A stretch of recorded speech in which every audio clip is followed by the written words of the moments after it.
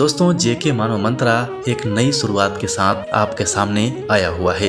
यानी कि चाणक्य, जिनको हम विष्णुगुप्त और कौटिल्य आदि के नाम से जानते हैं, उनके जीवन से संबंधित वास्तविक कहानियों को देखने का मौका मिलेगा, समझने का मौका मिलेगा कि उनके जीवन काल में जो घटनाएं हुई थी उसको हम एक एक करके समझेंगे और देखेंगे। यह कहानी उनके जीवन में घटित घटनाओं के आधार पर है, जो कि बिल्कुल वास्तविक है।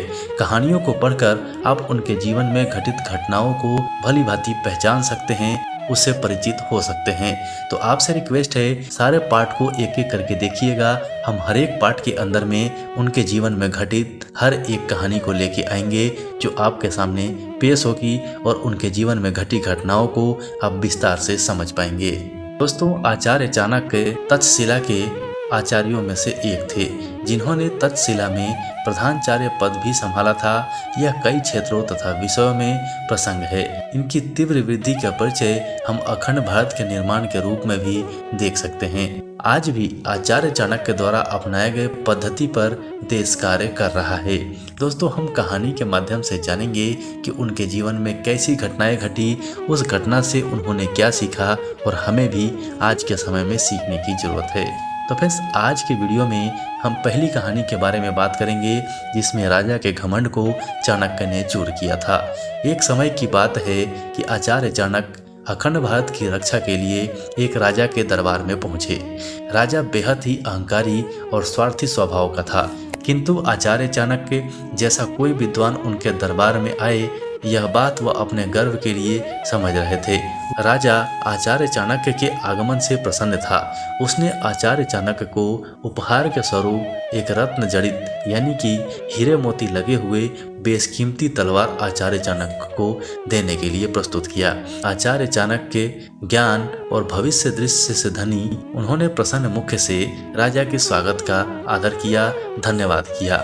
आचार्य चाणक्य ने कहा, अगर तुम मुझे कुछ देना ही चाहते हो तो मुझे एक सुई और अखंड भारत में मेरा योगदान दो।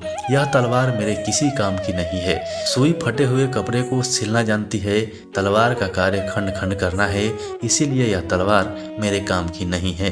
राजा को आचार्य चाणक्य की बात सुनकर बहुत आश्चर्य हुआ। वो काफी देर तक सोचते रहे, किंतु आचार्य चाणक्य का वचन राजा को कुछ देर के बाद समझ आया। उसके बाद राजा तत्काल चाणक्य के चरणों में नतमस्तक हुए और अखंड भारत में अपना योगदान अग्रणी भूमिका देने के लिए वचन आचार्य चाणक्य को दे दिया। यानी कि दोस्तों, इससे हमें ये सीख मिलती है, जो कि इस वीडियो में तलवार की बात की गई है, तो तलवार का मतलब है आक्रोश। यानी कि आक्रोश हमें एक दूसरे से अलग करता है, टुकड़ों टुकड़ों में बांट देता है। लेकिन एक सुई का एग्जाम्पल, जो किसी को तोड़ना नहीं जोड़ना जानता है, वो उसे बहुत बड़ा सीख दे गया, उस राजा को बहुत बड़ा सीख दे गया। तो इस वीडियो से आपको भी कुछ जानकारी मिली होगी, कुछ सीख मिली होगी, तो वीडियो को लाइक कर दीजिएगा और चैनल पर नए हैं तो चैनल को सब्सक्राइब कर दीजिएगा। इस सीरीज में हम दूसरे कहानी को अगले दिन लेके आएंगे। चैनल पर नए हैं तो चैनल को सब्सक्राइब करके बेल आइकन जरूर दबा लीजिएगा, क्योंकि अगले पार्ट में चाणक्य नीति से जुड़ी हुई दूसरी कहानी हम लेके आएंगे, जिसका नोटिफिकेशन आपके पास सबसे पहले पहुंचेगा और आप वीडियो को देख पाएंगे।